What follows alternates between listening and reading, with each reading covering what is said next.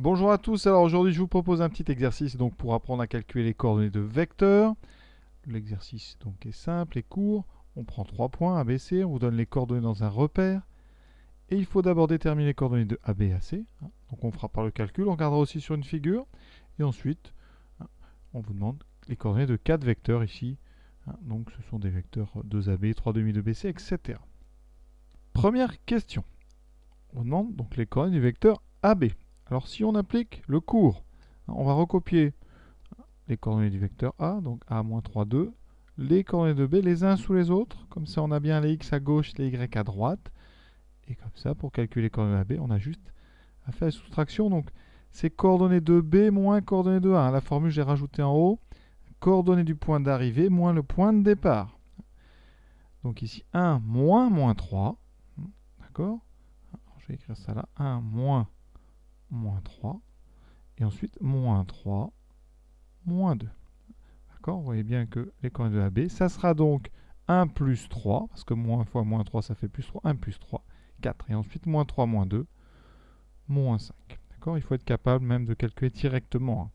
On vérifie tout de suite sur le graphique. Comment va-t-on de A à B? Donc je vais représenter ce glissement par la flèche qui va de A et qui arrive en B. Ça, c'est donc un déplacement AB, un vecteur AB. Et vous voyez, horizontalement, pour aller de A vers B, on fait donc 4 vers la droite, et ensuite 5 vers le bas. Et donc dans notre repère classique OIJ, on a un vecteur 4, moins 5. Et on retrouve ça, vous voyez. Et on peut d'ailleurs même lire sur le dessin uniquement sans faire les calculs. Vecteur BC, je recopie les coordonnées de B, les coordonnées de C, et comme ça je peux faire le calcul tranquillement. Alors on va essayer de le faire de tête. D'accord, donc BC, coordonnées de C moins coordonnées de B. Donc ici, vous voyez, c'est pour ça que je les écris les uns sous les autres. 1 moins 1, 0. Et ensuite 2 moins 3, 2 moins 3, 2 moins 3. Donc vous devez vous dire que ça fait 2 plus 3, ça fait 5. On regarde tout de suite sur le dessin. Le vecteur donc BC, on part de B pour arriver donc en C. Vous voyez que c'est un déplacement vertical, donc l'abscisse c'est 0. Et on va de 5 unités vers le haut. Donc c'est un déplacement 0, 5. C'est bon. Petite remarque en passant, si on a fait AB, donc de coordonnées 4 moins 5, plus le vecteur BC de coordonnées 0, 5, qu'est-ce qu'on trouve? Eh bien, d'après Chasles, vous savez que AB plus BC, ça fait AC. D'accord, ça c'est Chasles. Et bien, si on ajoute les coordonnées de ces deux vecteurs, on doit trouver les coordonnées de AC. Et d'accord, ici, ça donnerait quoi? 4 plus 0, donc 4, moins 5 plus 5, 0. Et effectivement, on voit bien que sur le graphique, là, le vecteur AC, qui est représenté par cette flèche ici, est bien un vecteur qui est 4 vers la droite, donc 4, et horizontal, donc 4, 0. Donc on retrouve la propriété Chasles, et on peut s'en servir si on a besoin. Deuxième question, maintenant on vous demande les coordonnées du vecteur 2AB. Alors 2 fois AB, c'est assez simple. Si vous voulez les coordonnées de 2 fois un vecteur, il faut pour les coordonnées du vecteur AB les multiplier par 2. D'accord? Donc ici AB c'était 4 moins 5, donc 2AB, ça sera 2 fois 4 et 2 fois moins 5. Effectivement, le déplacement 2 fois AB, c'est un déplacement qui est 2 fois plus grand que le déplacement AB. Et voilà pourquoi les coordonnées sont 2 fois plus grandes. Donc le vecteur 2 fois AB, ses coordonnées sont 8, moins 10. D'accord? Alors la flèche, si je devais la faire sur le dessin, elle serait un petit peu grande. On va quand même y aller. Donc ici, on part de A pour aller B, ça c'est 1 fois B. Et si on continue, on fait 2 fois B. Vous voyez que eh bien, les déplacements horizontaux et verticaux seront 2 fois plus grands. Voilà pourquoi on multiplie juste par 2. Pour 3 demi de BC, il nous faut BC. BC c'est 0,5.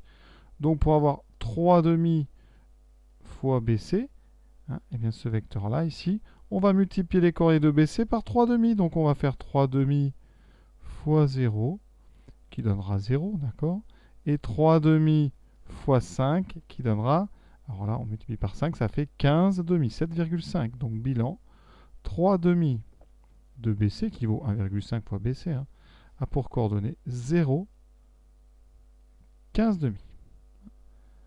D'ailleurs, on peut remarquer que le multiple d'un vecteur qui a un 0 ici, eh bien, a un 0 au même endroit. Hein. Donc, si on multiplie un vecteur vertical par un nombre, k, eh bien, le vecteur restera vertical. C'est tout à fait logique d'ailleurs. Question C. Alors là, on a une soustraction. On a 3bc moins 4bc. Alors, ici, c'est une petite astuce. Attention, on ne se lance pas dans les calculs tout de suite. 3bc moins 4 fois bc. C'est donc, on peut regrouper les bc ensemble, ce qui fait 3 moins 4 moins bc. D'accord? Alors, moins bc, nous, on a bc.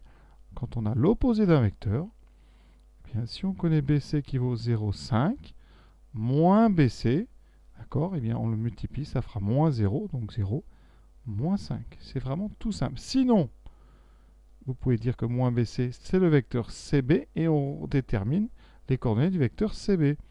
CB, sur le dessin, un déplacement qui va de C vers B, donc vous voyez bien que c'est un déplacement donc, vertical, donc on aura 0, et ici, 5 unités vers le bas, 0, moins 5. Sinon, on fait avec la formule coordonnées de B moins coordonnées de C. Maintenant, 3 huitièmes de AC. Alors, pour avoir AC, comment on fait AC? Eh bien, AC, on sait, je l'ai dit tout à l'heure, que c'est AB plus BC. Vous pouvez faire comme ça, c'est pas le plus rapide, mais c'est le plus élégant. AC aura donc pour coordonnées 4 plus 0, 4, moins 5 plus 5, 0. Sinon, vous faites le classique, vous écrivez les coordonnées de A, les coordonnées de C, et vous faites coordonnées de C moins celles de A. Donc 1 moins 3, donc 1 plus 3, 4, 2 moins 2, 0. Et vous n'avez plus qu'à multiplier ça par 3 huitièmes. Donc 3 huitièmes de AC, ça sera donc 3 huitièmes de 4, donc 3 huitièmes fois 4, et 3 huitièmes fois 0. Donc au final, 3 huitièmes de AC, ce vecteur, il a pour coordonnées. Donc, alors ici, on peut simplifier 4 et 8. On simplifie par 4, ça fait 1 ici et 2. Donc 3 demi, 1,5. Et 3 huitièmes fois 0, 0. Et voilà, comment on fait pour faire des calculs simples avec des coordonnées. À très bientôt. Il reste à faire BC. C'est pareil, je mets les coordonnées de B. Moins 5, moins 1 demi, celle de C.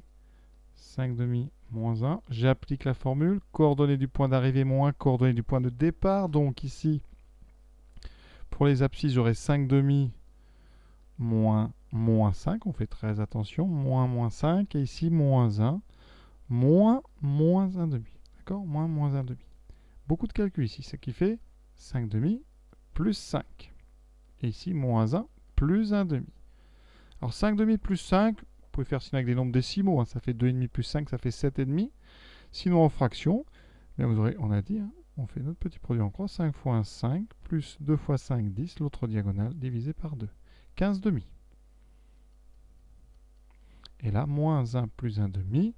Alors pareil, c'est toujours la même chose. Soit vous dites tout de suite que ça fait moins 1 demi. Sinon, vous mettez 1 et vous aurez en haut moins 1 fois 2, moins 2, plus 1 fois 1, plus 1 sur 2, ce qui donne moins 1 demi. Donc, je vais noter ça. BC a pour coordonnées 15 demi, moins 1 demi.